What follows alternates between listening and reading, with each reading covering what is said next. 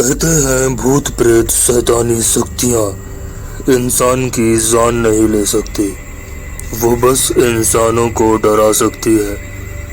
लेकिन आज की कहानी में कुछ ऐसी चीज हुई जिसने इस मान्यता को पूरी तरह से झुठला कर रख दिया।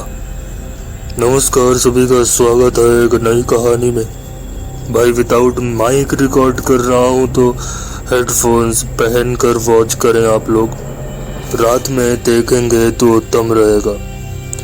कहानी है स्पेन की राजधानी मैड्रिड की। कहानी मैड्रिड की एक 18 साल की लड़की की है जिसका नाम है स्टेफना लेजर। भाई स्टेफना अपनी फैमिली के साथ एक अपार्टमेंट में रहती थी। लुइस मैरियन 8th अपार्टमेंट उसका नाम था। स्टेफना की फैमिली में उसका भाई था, उसकी एक बहन थी, मॉम और डैड थे। स्टेफना जब 18 साल की हुई तब उसका कॉलेज में दाखिला करा दिया गया। 18 साल तक कहते हैं सब कुछ सही चलता रहा, लेकिन जब वो कॉलेज जाने लगी तो धीरे धीरे उसका बर्ताव बदलने लगा, बिहेवियर चेंज होने लगा।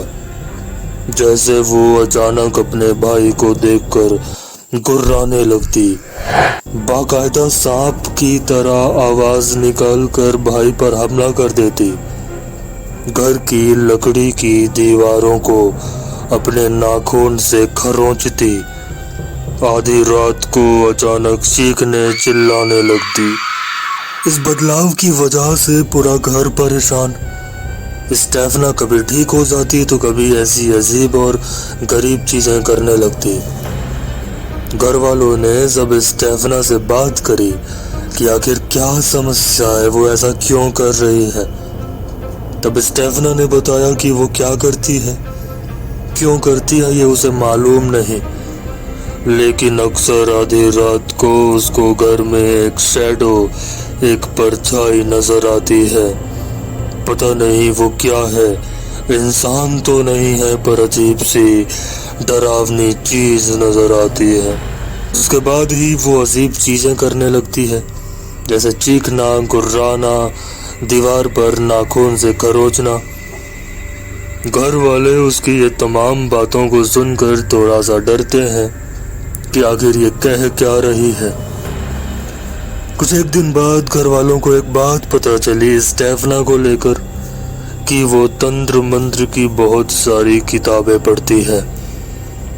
घर वालों को लगा कि शायद इन किताबों की वजह से ऐसा बदलाव हो रहा है। उन्होंने उन किताबों को स्टेफना के कमरे से हटा दिया, फिर भी कुछ नहीं बदला। स्टेफना की आदत वो चीखना, वो चिल्लाना, गुर्राना, ये सब जारी रहा। इन दिनों घर वालों ने उसको अलग अलग डॉक्टर्स को दिखाया, प्रीस्ट को दिखाया, चर्च के होली वाटर से उसके इलाज करने की कोशिश करी, लेकिन कुछ भी बदला नहीं। इवन डॉक्टर्स ने भी बोला कि स्टेफना को कोई प्रॉब्लम ही नहीं है, वो एकदम ठीक है। लेकिन स्टेफना की सेहत दिन ब दिन खराब हो रही थी। माँ बाप को उसकी काफी चिंता भी थी। 6 महीने बीत गए। स्टेफना काफी परेशान हो चुकी थी। घर वालों ने मैड्रिड के सबसे अच्छे अस्पताल में स्टेफना को भर्ती किया। 3 हफ्तों तक उसका इलाज चला।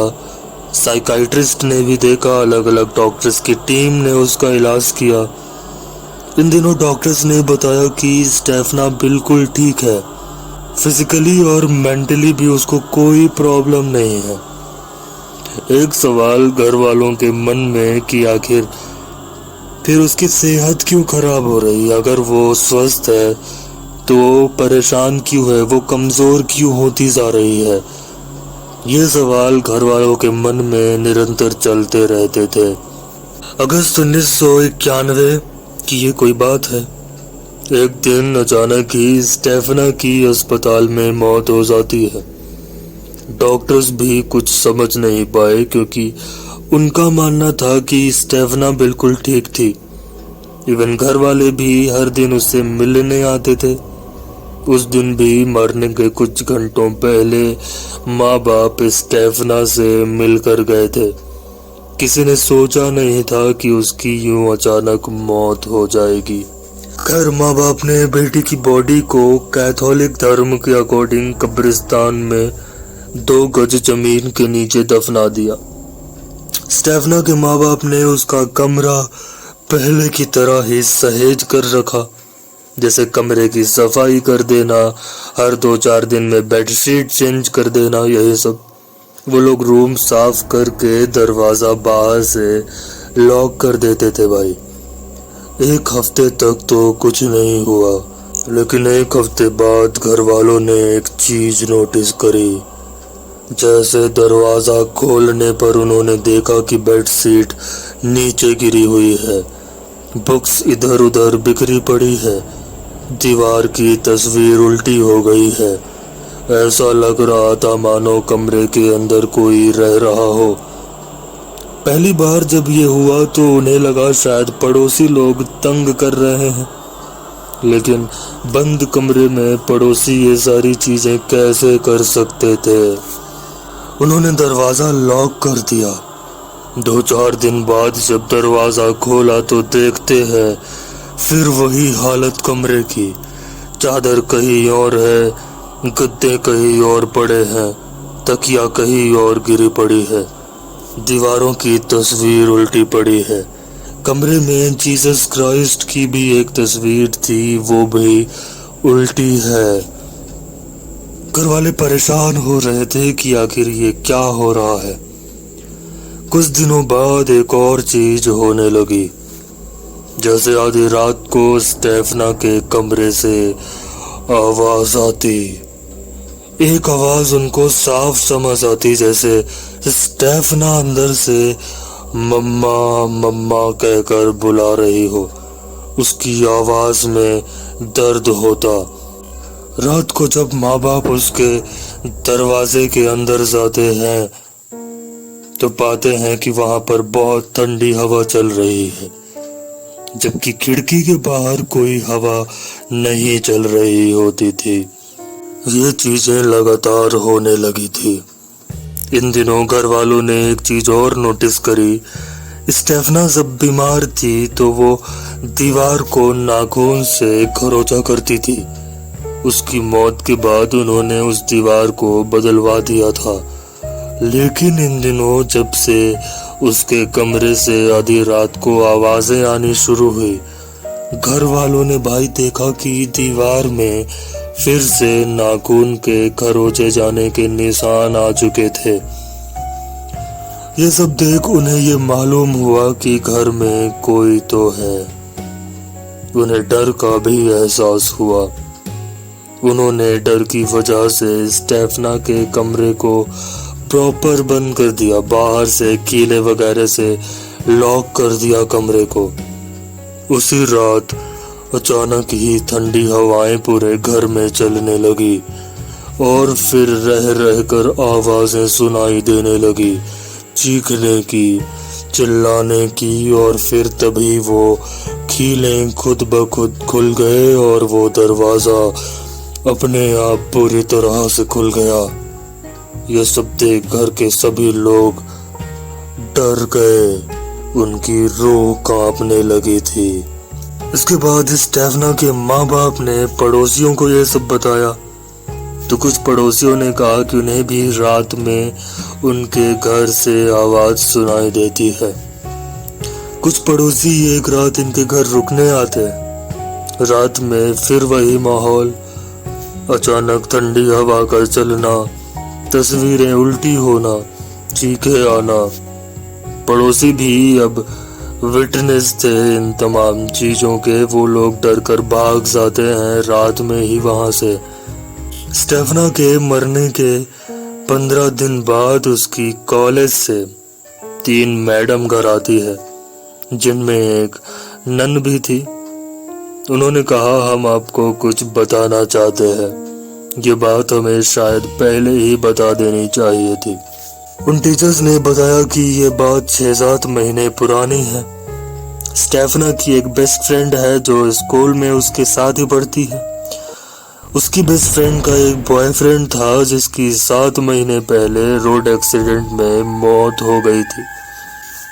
नन ने आगे बताया कि एक दिन स्कूल परिसर के पीछे वाले ग्राउंड में जब वो गई तो उन्होंने देखा कि स्टेफना, उसकी बेस्ट फ्रेंड और क्लास की 2 लड़कियां एक लकड़ी के बोर्ड के चारों तरफ खड़ी थी।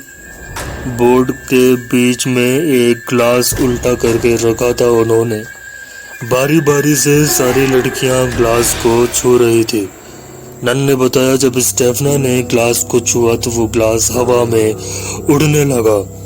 ये देख नन डर गई और वो वहां जाकर उस बोर्ड को तोड़ देती है और बच्चों को काफी डांट लगाती है। ये डांट खाने के बाद उन बच्चों ने बताया कि स्टेफना मरे हुए लोगों से बात कर सकती है।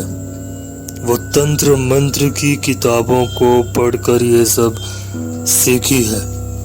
नन ने बताया ये तमाम बात हो रही थी, तभी हम सब ने देखा कि एक धुएं का गुबार आता है और वो स्टेफना के नाक के अंदर घुस जाता है।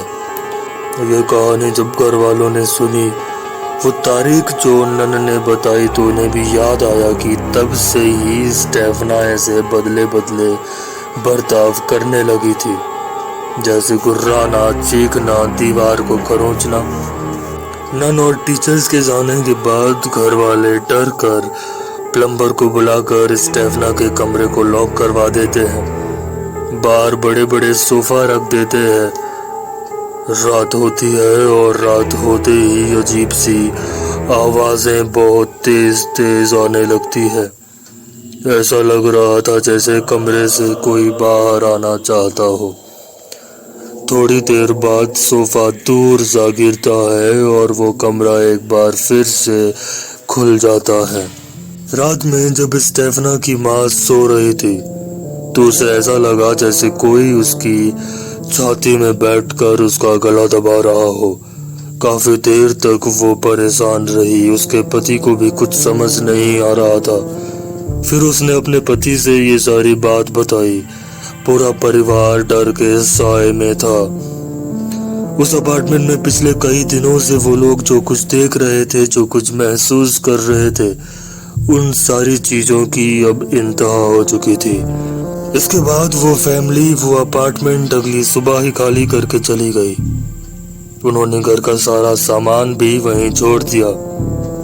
ऐसा लग रहा था मानो जैसे जान बचाकर भाग रहे हो वो लोग, और जो कि सच भी था। कहते हैं आज तक वो अपार्टमेंट नंबर 8 में कोई नहीं रहने आया, कोई रह ही नहीं सका। वो आवाजें, वो हरकतें आज भी होती है वहां। That's it bye for today. Thank you for watching this video. मिलते हैं अगली वीडियो में, तब तक ख्याल रखिए। बाय।